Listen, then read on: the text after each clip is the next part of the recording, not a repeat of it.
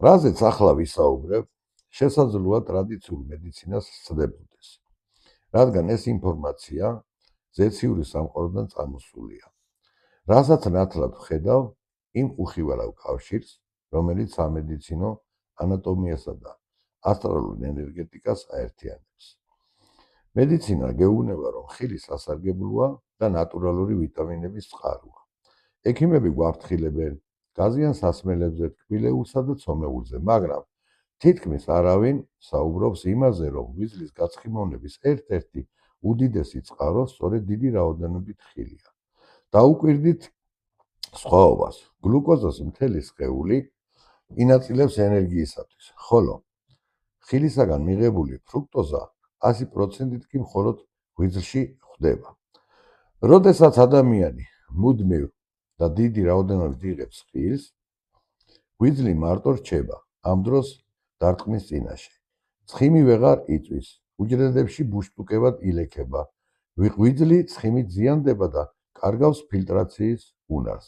ყველაზე საინტერესო კი ის არის, რომ შენი სისხლის ანალიზები შაქარზე შეიძლება სრულად ნორმალური იყოს. არანაირი პრედიაბეტი ან დიაბეტი, მაგრამ ღვიძლი ამ დროს უკვე დაზიანებულია და დახმარებას ითხოვს. ეს ვეღარ ანეიტრალებს შხამებს და სხეული გადადის მუდმივი თვითმოწამვლის რეჟიმში, რაც ქრონიკული დაღლილობითა და კანის პრობლემებით ვლინდება.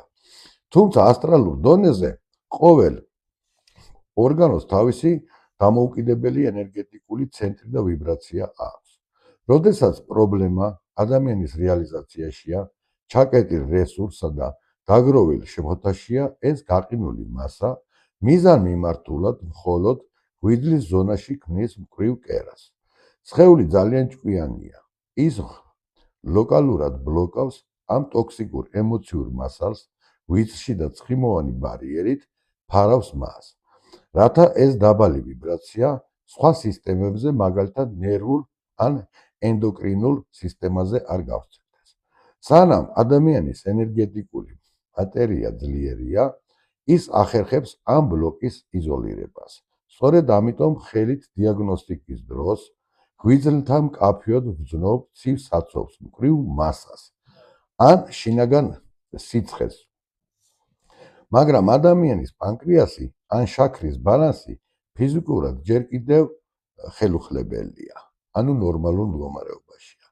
ეს ნიშნავს, რომ ანალიზები ხშირად მცდარია. მედიცინა პრობლემას მაშინ ხედავს, როცა ორგანო უკვე ფიზიკურად ზიანდება.